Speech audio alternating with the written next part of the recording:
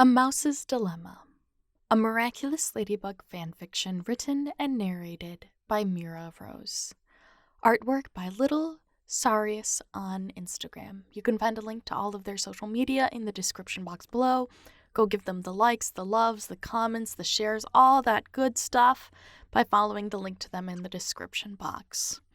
Now then, if you're new here, hi, I'm Mira. I write and narrate fanfiction in an audiobook format, but rather than give you the spiel, just, like, subscribe, share, follow, all that jazz, and please enjoy A Mouse's Dilemma, Part 1. Adrian Agreste as Cat Noir. How irritating. Sure, Adrian liked Luca. He did, really. But something he hadn't taken into account was Luca's feelings for Marinette. Okay, let's take a step back. The first girl Cat Noir, aka Adrian, found his heart fluttering for besides Ladybug was Multimouse. Maybe he had a thing for superhero girls, or maybe it was because he already liked Marinette so much as a person already before she casually became a superhero. Whatever it was almost a relief to have his attention diverted from Ladybug. For the first time in recent memory, Cat felt hopeful about his romantic life. Hope. Not pleading with 1111 and Wishbones to intervene with her feelings for him. No. Multimouse was a fresh start, even though they already knew each other. Although he wouldn't be able to tell her he's Adrian, her classmate. And disappointing thoughts aside, he had to make a move. He had to, else he'd grow old with 2 confessional letters to superheroes of ages past, sitting with regret in the forgotten bedroom drawer. Except, well, there was a bit of a snake problem. At first, he'd been happy with Luca and Marinette getting along so well, but now? With their masks on, they distracted him from Akuma victims, and while he knew better than to blame a girl for his inability to concentrate, he couldn't focus. What a dilemma. Now here he was, Multimouse between him and Viperion, as he caught in his way. Like Ladybug said, Cat Noir smiled, gritting his teeth. I should cataclysm this. Like I said, Viperion returned his smile. That won't end well. Guys, can we just focus on getting the stuffed animals? The Akuma of the day's brother created Zodiac plush toys, and then got into a fight with the victim in question because she wanted to include her cat toy and found out cats weren't part of the Chinese Zodiac. They'd thought the Akuma would be in one of them, as Cat was about to cataclysm the cat toy until somebody wanted to impress Multimouse by stopping him in a super flamboyant way. Okay, so maybe Viperion's goal wasn't to impress Multimouse, but he was so suave, Cat himself was impressed. He'd date him at the drop of a hat, so how could he possibly win in the romance department if his competition was a dreamy, blue-haired, soft-spoken musician who knew how to braid hair? The brother has the Akuma plush.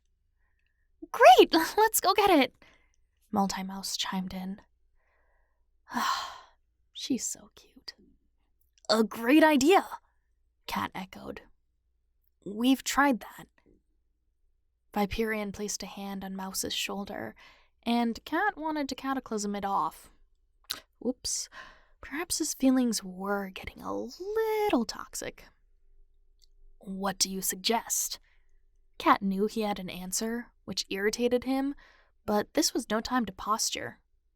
He'll hand it over if we get all the stuffed animals back. I can see why you told Ladybug to get me, Mouse said, squeezing the stuffed animals they'd gathered to her chest. I'll leave it to you guys to guard the plush toys and the boy, okay? You got it, Cat said, answering before Viperion could. He scampered away, vowing to gather the plush toys before Viperion did. It was childish, sure, but he wanted a win against the guy who could literally turn back time in front of Multimouse. He was sure to get her praise if he got more than that snake did. Again, he liked Luca a lot, but not enough to fall back on his feelings for Multimouse. It was clear he was interested, and who could blame him? But when Viperion dashed in and took the boar plushie he'd been aiming for, Cat Noir took it all back. He didn't like Viperion. Not one bit. Gritting his teeth, Cat Noir yeeted himself off a rooftop, aiming square for the rat plushie. It was only right he got that one to bring to Multimouse. Viperion landed beside him and, as childish as it was, Cat ripped it out of his hands when he got there. "No," Cat said, and Viperion returned his icy word with a wry smile. "This isn't a competition, Cat." He felt his cheeks flush, grateful his mask hid the color. "I know that." "Just checking."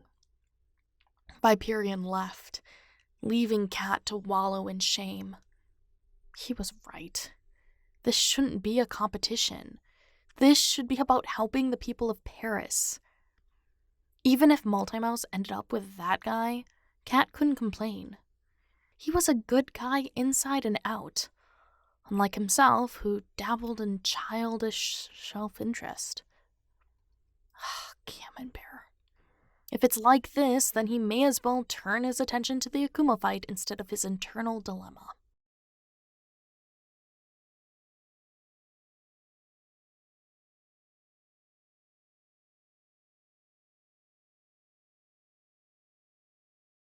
Shout out to you if you heard my tummy grumbling throughout the recording because I drank orange juice. Anyway, thank you so much for listening to part 1 of A Mouse's Dilemma. Part 2 is on the way. And don't forget to check out Little Sarius, the artist, in the description box, and leave a like, comment, subscribe, all that good stuff. If you don't know what to comment to help the YouTube algorithm, put either SnekMouse or MultiNoir in the comment section. I will catch you in the next one. Bye!